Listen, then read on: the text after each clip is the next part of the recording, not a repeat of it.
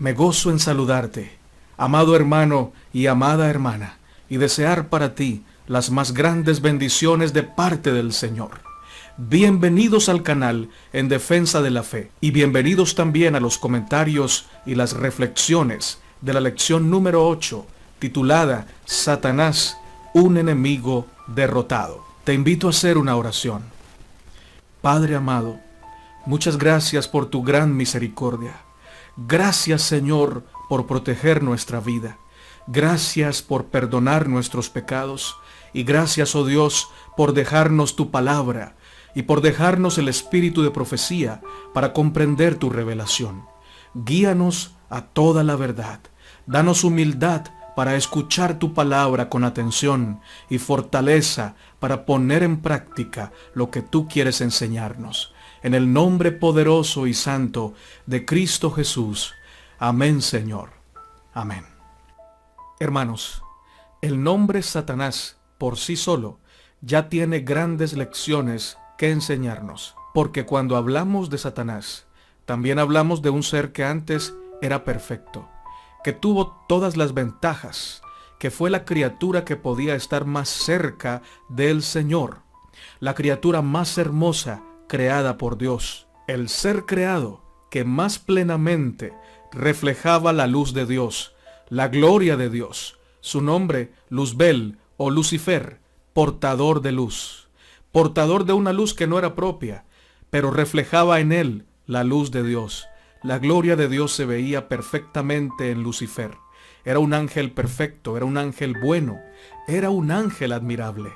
Todos los demás ángeles admiraban y respetaban el rango que tenía Lucifer y que había sido entregado por el mismo Señor. Sin embargo, ahora ya sabemos que no se puede llamar Lucifer porque ya no es portador de luz. Ahora es Satanás, que significa adversario, que significa enemigo, alguien que está en contra de. Eso significa Satanás. Lucifer fue creado para reflejar la gloria de Dios. Fue creado para ser feliz. Fue creado para obedecer, pero con libre albedrío. Podía elegir obedecer o desobedecer, porque en el orden de cosas que Dios creó, por su amor, por su sabiduría, por su justicia, Él no quiso crear autómatas ni robots. Él quería crear seres que pudieran definir lo que querían hacer por amor o por rebelión. Él quería crear a seres que por su discernimiento propio, por su propia inteligencia con los que Dios mismo los dotó, pudieran elegir obedecer porque sabían que era el mejor camino y porque precisamente en su propia vida estaban experimentando todo ese amor, toda esa bondad del Creador, y esta bondad y este amor debería llevarlos a confiar en Él y a obedecerle a sus mandamientos y a obedecerle como Él lo mandaba. Lucifer, como todos sabemos, tomó un camino equivocado, y al tomar ese camino equivocado y definirse definitivamente como enemigo de Dios, entonces se convirtió en Satanás, se convirtió en el dragón, se convirtió en un ser despectivo, lleno de odio, lleno de egoísmo. Si hay un ser en todo el universo que es el ejemplo vivo de lo que es el pecado y de lo que hace la rebelión, ese es Satanás. Satanás es un enemigo, pero está derrotado. Es un enemigo que ya sabe que ha perdido la batalla con el Señor, que ha perdido la guerra con el Señor. No tiene nada que hacer con Dios porque Dios ya lo venció en todos los escenarios posibles. Sin embargo, es un enemigo que no deja de luchar. Pero eso lo vamos a tocar más adelante. Por ahora quiero comentar contigo que para que Satanás hubiera sido derrotado, antes tuvo que haber una guerra, una batalla en el cielo. Apocalipsis 12 nos descorre el velo y nos muestra que esa batalla en el cielo fue grande, de proporciones cósmicas. En esa batalla se enfrentaron Miguel y sus ángeles, y Lucifer, o mejor dicho, Satanás y sus ángeles, Satanás y sus demonios. Fue una guerra épica, una guerra tremenda, terrible, digna de todos estos adjetivos. Satanás luchaba contra Dios. Pero ¿de qué naturaleza fue la guerra que hubo en el cielo? Definitivamente, nosotros como humanos pensamos como hombres. Satanás como ángel piensa como ángel rebelde. Y Dios como Dios piensa como es Él. Piensa como Dios. Piensa como soberano. Piensa como creador. Dios actúa y piensa desde su esencia, desde lo que Él es. Si Dios es amor, sus pensamientos son amor, sus decisiones son amor, y aún su guerra es amor. Dios es movido por amor. Cada acto, cada decisión de Dios está basada en su perfecto amor y su perfecta justicia y su perfecta santidad. Pero cada acto de Satanás está basado en su egoísmo, en su celo, en su orgullo, en su maldad, en su degeneración.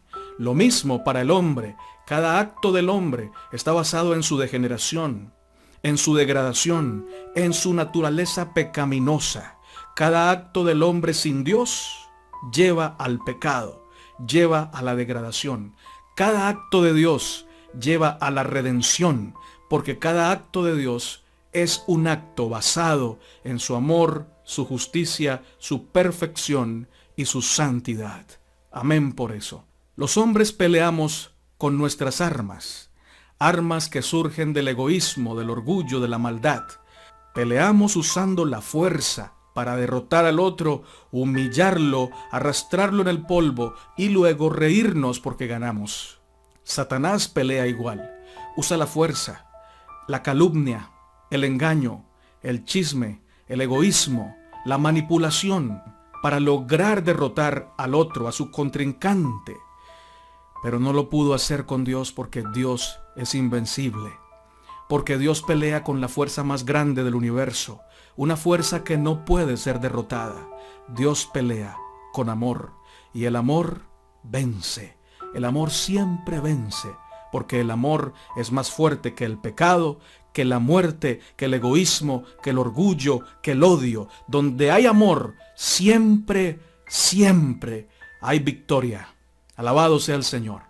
Así que hermano y hermana, la guerra en el cielo no fue de fuerza contra fuerza, poder contra poder o armas contra armas. Si así hubiera sido, Satanás hubiera sido derrotado al instante y no solamente derrotado, sino consumido.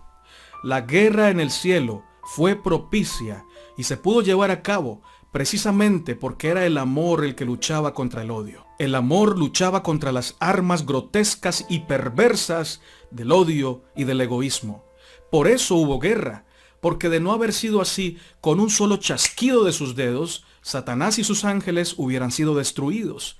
Hubo guerra porque había amor. Y ese amor era el que permitía que esa guerra se llevara a cabo, porque lo que se estaba gestando en esa guerra era que Satanás pudiera arrepentirse de su mal camino, pudiera recapacitar y cambiar de camino, cambiar de destino, cambiar de decisión y decir: me equivoqué, no me quiero ir de acá, Señor, me equivoqué, quiero que me perdones, y Dios lo hubiera perdonado. En eso consistió la guerra del cielo: el amor contra el odio, la paciencia contra la impaciencia, la verdad contra la mentira. Pero Satanás y sus ángeles se negaron a aceptar la gran misericordia insistente del amor de Dios. Dios es amor y no se rinde fácil. Su gran objetivo es preservar la vida que entrega a sus criaturas. Por eso la guerra consistió en un intento supremo del amor de rescatar a sus hijos rebeldes antes de determinar su expulsión, contra un intento egoísta de los ángeles rebeldes por manchar la imagen del gran dador de la vida. Satanás peleaba intentando destruir la confianza que los ángeles inmaculados tenían en su Hacedor. Dios peleaba intentando convencer a Lucifer y a sus ángeles que ese camino los iba a llevar a la destrucción. Impresionante el amor de Dios. Qué gran paciencia, qué gran misericordia, qué gran amor, qué gran bondad.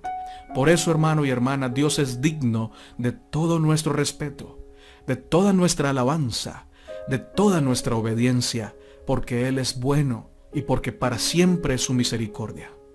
El libro El deseado de todas las gentes nos dice: Dios podría haber destruido a Satanás y a los que simpatizaban con él tan fácilmente como nosotros podemos arrojar una piedrecita al suelo, pero no lo hizo. La rebelión no se había de vencer por la fuerza. ¡Qué lindo pasaje!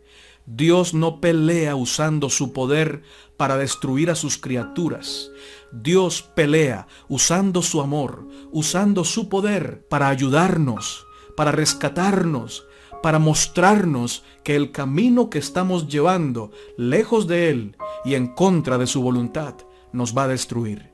Sigue diciendo el pasaje: solo el gobierno satánico recurre al poder compulsorio.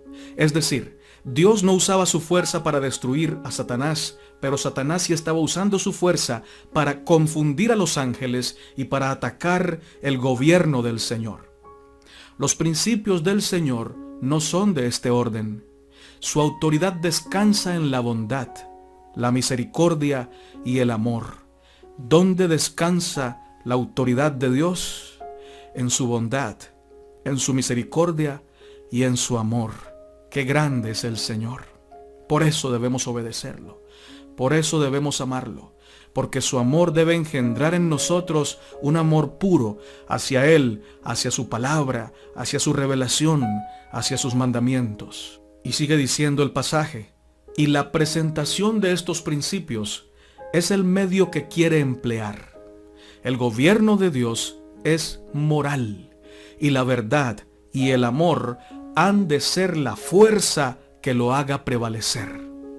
Cuando Dios prevalece, cuando Dios gana una batalla, gana porque prevalece su amor y su justicia. No gana porque humilla al otro pisoteándolo. No, gana su amor, gana su paciencia, gana su misericordia.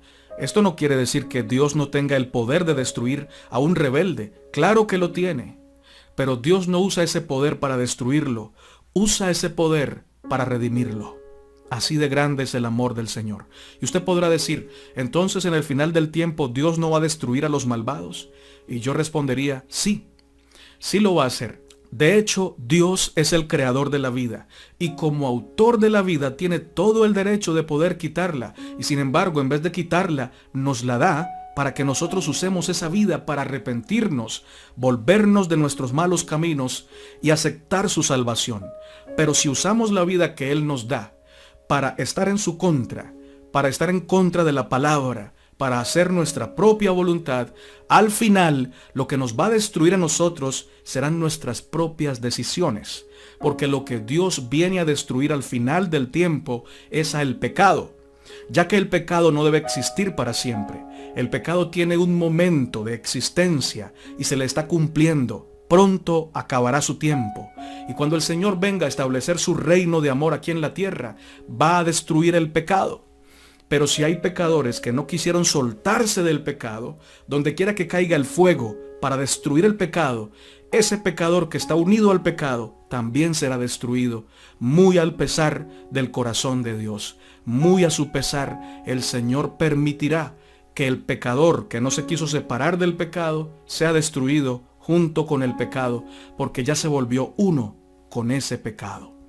Tremendo, tremenda verdad y triste a la vez. Sin embargo, el amor de Dios prevalecerá, y todas las criaturas redimidas reconocerán que Dios es amor, que Dios es verdad, que Dios es justicia, y que el pecado y los pecadores merecían no existir más, porque precisamente la esencia del pecado es la no existencia, porque el pecado es el autor de la muerte. Porque es el pecado el causante de la muerte, y finalmente el pecado debe morir. Y con él los pecadores que no quieran vivir, que no se quieran arrepentir. Debemos hacernos una pregunta: ¿cuánto tiempo duró la guerra en el cielo? Algunos pensamos de manera equivocada que la guerra en el cielo fue rápida y que rápidamente Satanás y sus ángeles fueron desalojados de este lugar. Pero esto no es cierto. Dios le dio mucho tiempo a Satanás y a sus ángeles para que se arrepintieran. Dios no actúa de manera rápida cuando se trata de destituir a uno de sus hijos. cuando se trata de expulsar a alguna de sus criaturas, porque Dios nunca quiere expulsar, Dios nunca quiere destruir, Dios nunca quiere destituir, Dios nunca quiere despojar. Dios quiere darte amor, Dios quiere darte redención, Dios quiere darte perdón. Dios se goza en dar, no se goza en quitar. Por eso la guerra en el cielo fue larga. Duró bastante tiempo, porque era la paciencia de Dios tratando de lograr que Satanás y sus ángeles se arrepintieran. En eso consistió la guerra, y por eso hubo guerra en el cielo, porque Dios es amor, y Satanás es egoísta, pero ese amor luchaba para ganar al egoísta corazón de Satanás. ¿Notan la esencia de este mensaje? ¿Cómo es que Satanás fue derrotado? Satanás fue derrotado por amor y con amor. No con la fuerza de Dios, no con el poder de Dios, no con el poder activo en contra de Satanás, sino con ese poder activo a favor de Satanás para lograr que se arrepintiera. Pero en el corazón egoísta, el amor de Dios, la obra de Dios, la misericordia de Dios es un motivo de endurecimiento. Y esto es muy triste. El corazón egoísta, mientras más amor le demuestra el Señor, más se endurece en su pecado. Es por eso que mientras más tiempo de misericordia Dios le ha dado a la humanidad más se ha rebelado contra Dios. Es como si dijera, como Él me ama tanto, entonces yo lo voy a hacer sufrir. No voy a aceptar su amor. Voy a hacer lo que a mí me plazca. Y al final, recoger esas consecuencias es terrible. Pero la criatura no se da cuenta de ello hasta que lo está viviendo.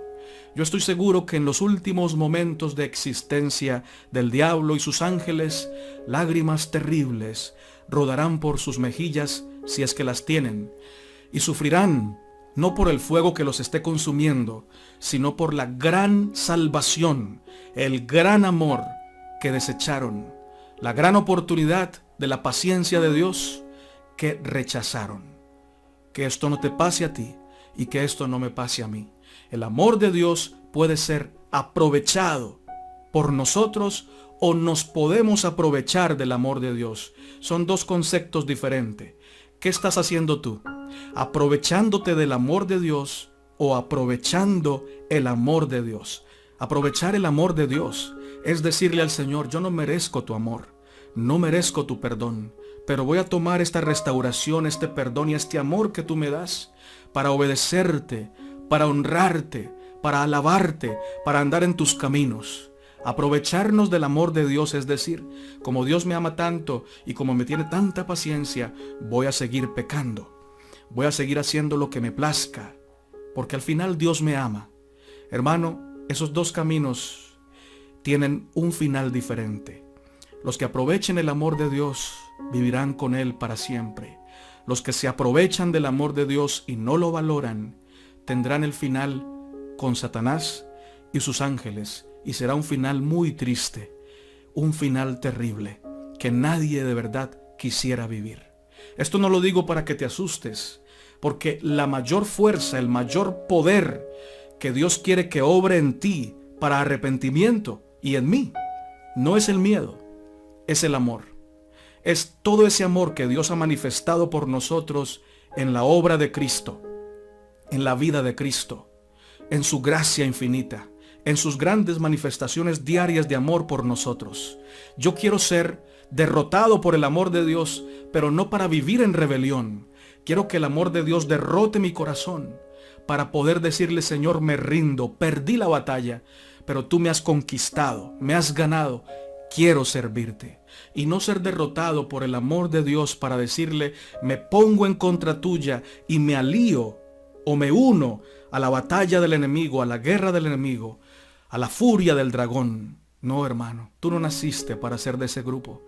Tú naciste para ser más que vencedor en Cristo Jesús, para dejarte vencer por su amor y decirle, Señor, quiero que ahora tú vivas en mí.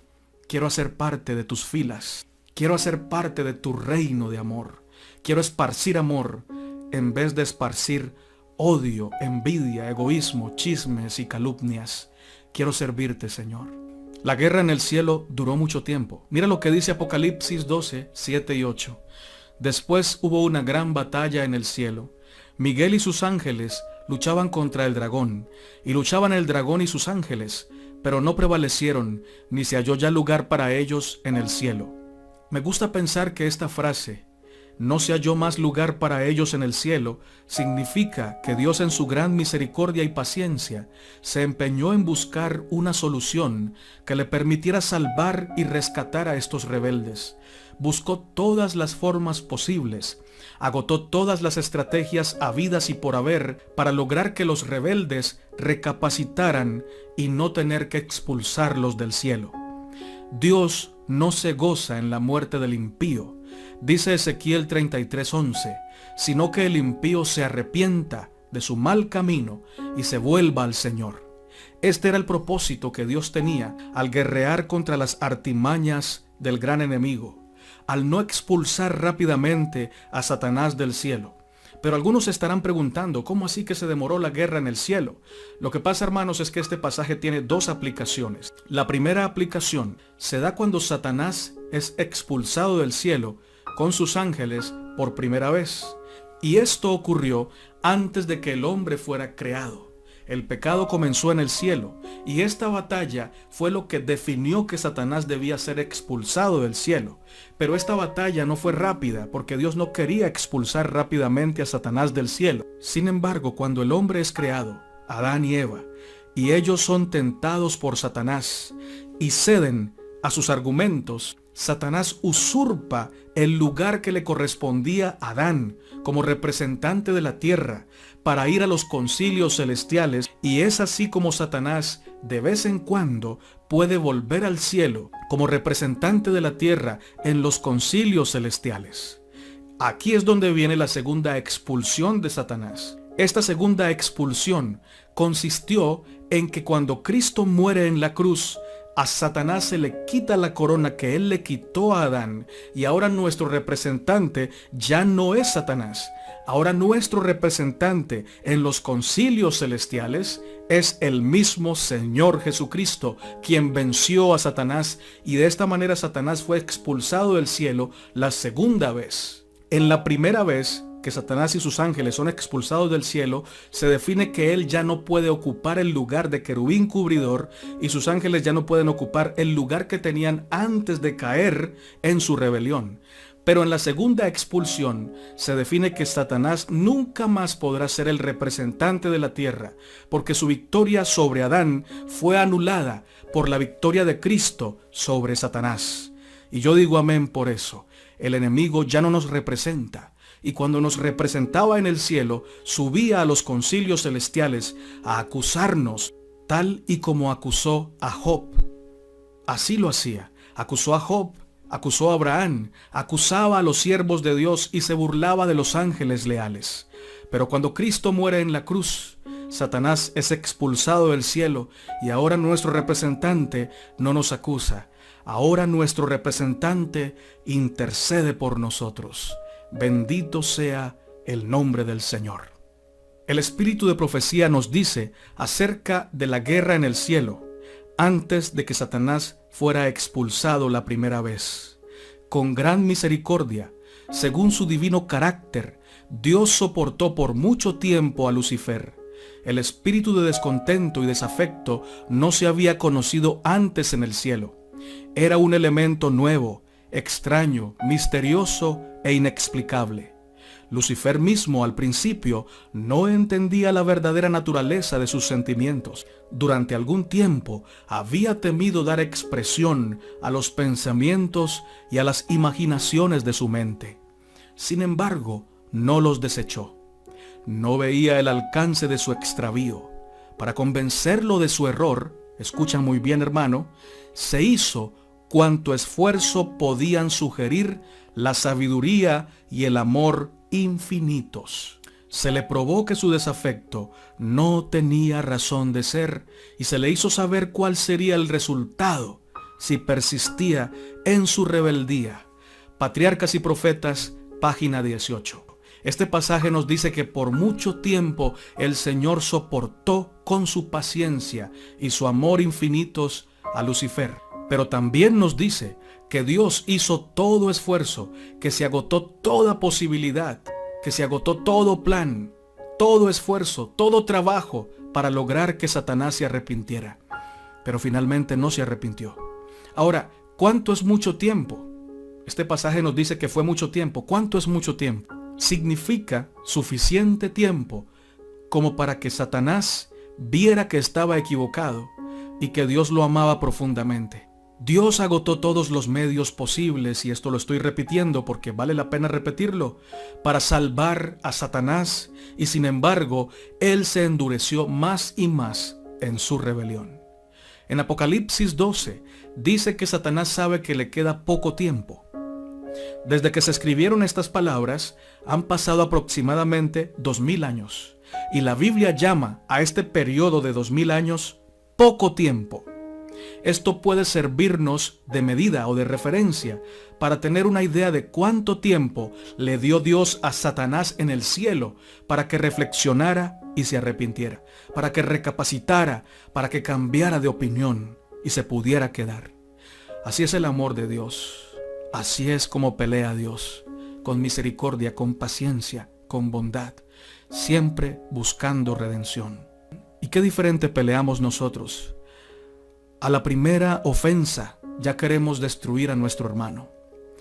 A la primera decepción ya le quitamos el habla, dejamos de saludarlo, cambiamos con él y decimos, me decepcionó. Si Dios fuera así con nosotros, ya estuviéramos destruidos. Pero al saber que Dios no es así con nosotros, esto debe crear en nuestro corazón una actitud diferente para con aquellos que nos persiguen o nos maltratan o se equivocaron en nuestra contra. En vez de decepcionarnos rápidamente, debemos practicar la paciencia, practicar el amor, practicar la misericordia. Quizá, hermanos, estas situaciones pasan porque Dios necesita que nosotros aprendamos a ser como Él. Y estas circunstancias se dan para que nosotros podamos tener la oportunidad de decirle, Señor, yo no soy como tú. Soy impaciente, quiero vencer rápidamente, quiero derrotar al otro humillándolo, usando mi fuerza para humillarlo. Ayúdame a cambiar esto en mí. Y en vez de querer usar mi fuerza para humillarlo o para vengarme, ayúdame a usar mi fuerza para ayudarlo, para redimirlo, para servirle, para mostrarle tu amor. Qué lindo sería. Dios quiere que así sea. Y Dios nos quiere dar esa fuerza. ¿Tú quieres recibirla? Yo también. Amén. La derrota de Satanás consistió en que no se dejó amar por el Señor, en que se negó terminantemente a recibir el abrazo perdonador del Señor. En eso consistió la derrota de Satanás. No quiso aceptar la vida que Dios le ofrecía. Se negó terminantemente a aceptar la vida feliz, la vida perdurable, la vida eterna y bienaventurada que Dios le ofrecía en el cielo. Tremenda derrota, derrotado por el amor de Dios, pero en contra de sí mismo por no querer aceptarlo. Satanás es un enemigo derrotado, pero que todavía es peligroso y que todavía puede hacernos daño. Primera de Pedro 5:8 nos dice, sed sobrios y velad, porque vuestro adversario el diablo, como león rugiente, anda alrededor buscando a quien devorar. Esto nos dice que todavía tiene poder, porque un león no es cualquier animal. Así que el símbolo que se usa para referirse a Satanás es un símbolo de poder. Un león tiene mucha fuerza y que además es un león rugiente y que además no se queda echado en un solo lugar, sino que anda presto, buscando a su presa, acechándola para caer sobre ella en el momento preciso de debilidad de su presa. Satanás es un enemigo que no se rinde aunque ya está vencido. Con respecto a esto, el comentario bíblico nos dice, el león no espera que la presa vaya a su guarida, y Satanás no se sienta a esperar que sus víctimas caigan en sus redes. Él va de un lado a otro, buscando cómo cazar a quienes quiere hacer sus víctimas.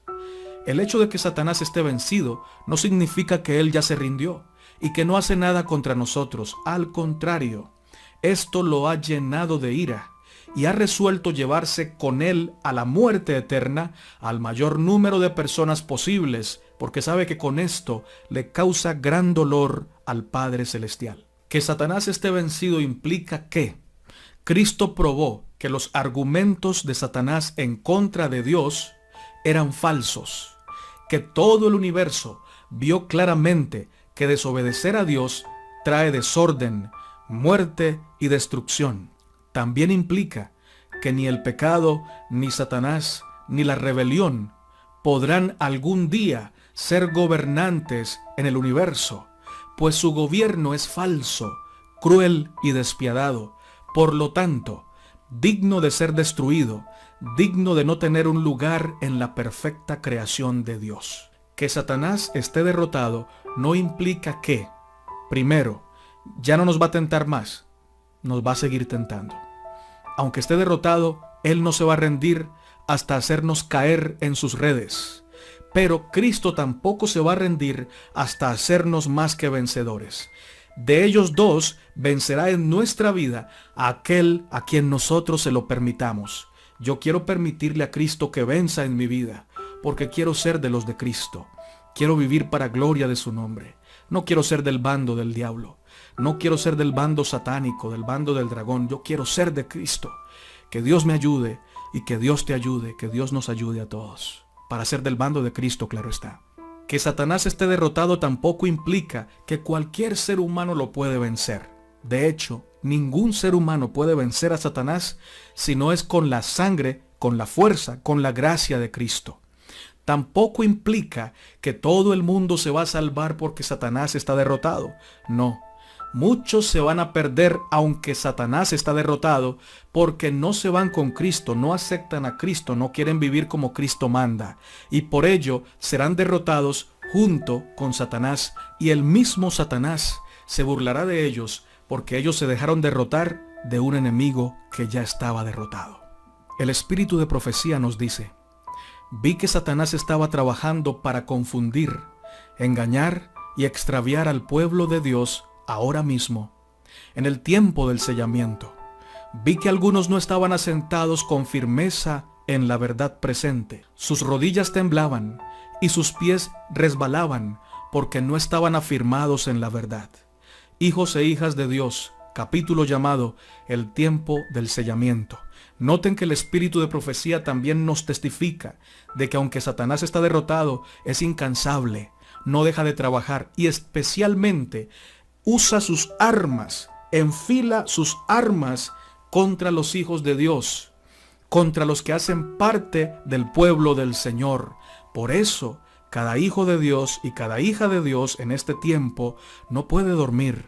Debemos despertarnos del sueño, todo el tiempo aferrarnos a Cristo, a su palabra, decirle: Señor, ten misericordia de mí, no quiero caer.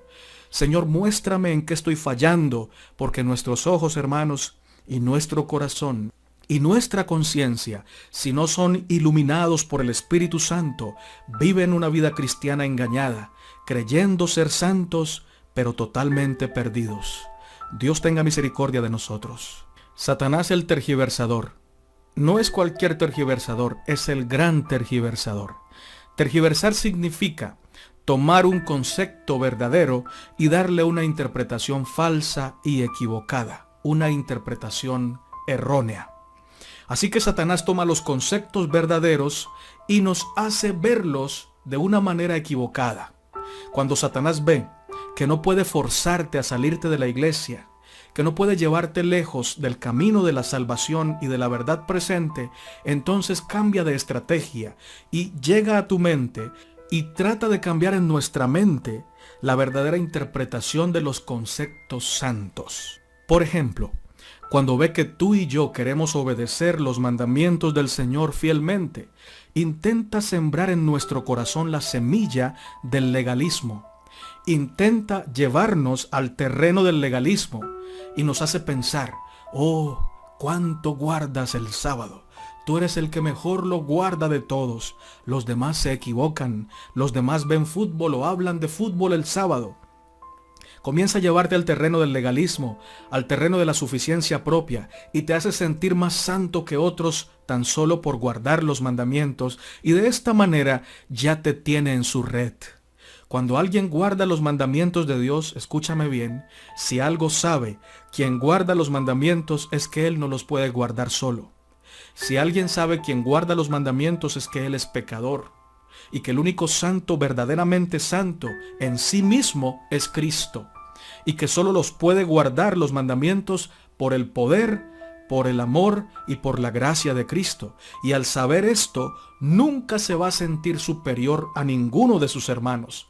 Nunca se va a sentar en el banquillo del juez para decir que los demás son pecadores y que Él es el santo. Jamás lo va a hacer sentir a los demás, sino que con misericordia siempre va a hablar. Con misericordia siempre va a actuar y siempre va a mostrar lo que Él es, un hombre humilde. Un hombre que depende de los méritos de Dios y que sabe que sin Cristo nada puede hacer. En realidad, Satanás intenta tergiversar en nuestra mente todos los conceptos santos. Otro concepto que le gusta tergiversar mucho es el concepto de la culpa. Los psicólogos de hoy dicen que no es bueno tener culpa, que la culpa degrada al ser humano y que por eso no se debe hablar de pecado, sino de errores, de pequeños defectos. Hermanos, la Biblia habla de pecado. Y nosotros debemos reconocer que somos pecadores.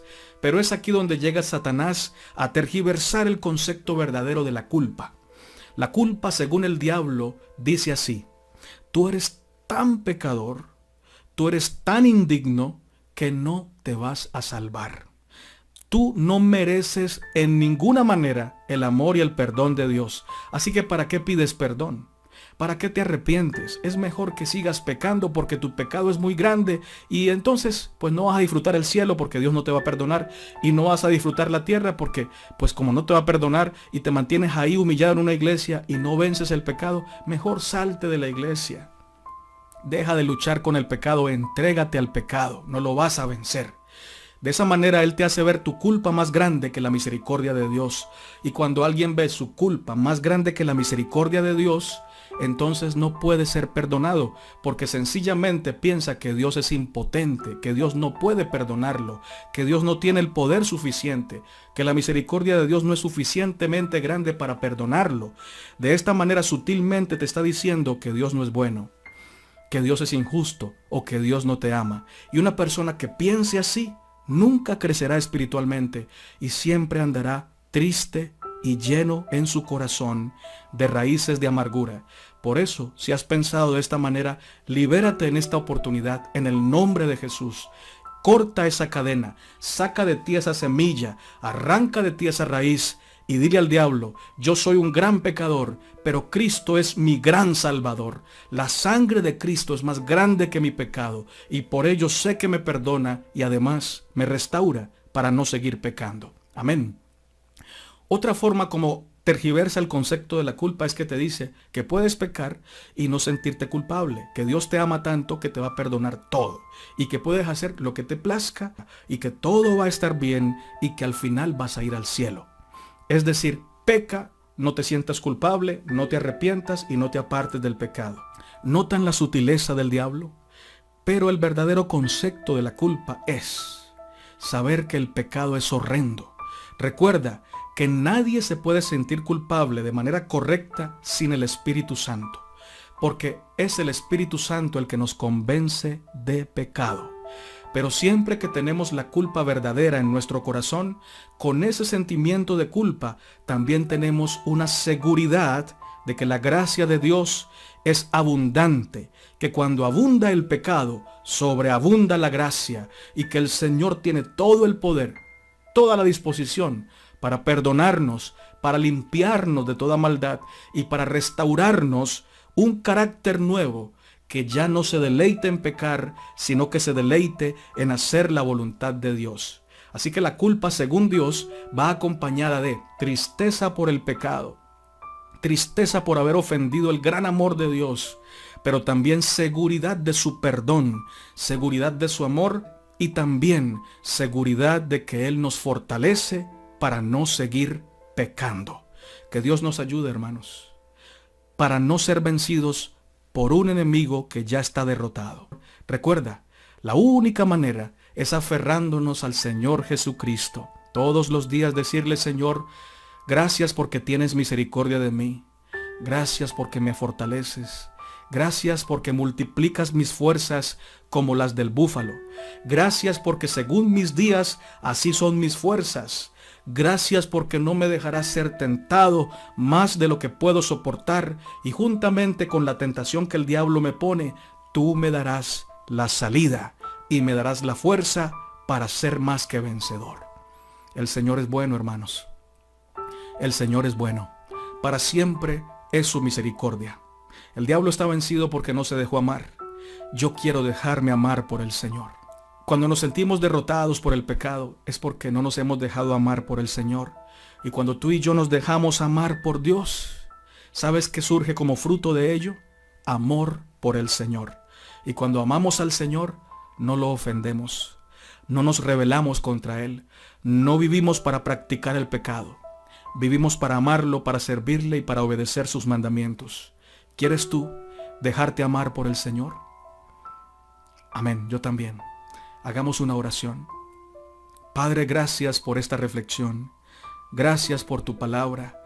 Gracias por tu gran amor. Gracias porque no te cansas de dar. Gracias porque no pierdes tu paciencia con nosotros. Oh Señor, ayúdanos a aprovechar tu gracia, a disfrutar de ella, pero también a permitir que esa gracia nos transforme para agradarte en nuestros pensamientos, en nuestras palabras, en nuestro temperamento, en nuestra forma de hablar y en nuestra forma de reaccionar. Cambia, oh Señor, la esencia de nuestro ser. Danos sabiduría para discernir tu palabra y para disfrutar de la vivencia de ella. A todo lugar donde llegue este mensaje, que también llegue, oh Señor, la salvación obrada por nuestro amado Señor Jesucristo. En el nombre de nuestro Salvador Cristo Jesús. Amén, Señor. Maranata. Y que nuestro amado Señor Jesucristo venga pronto.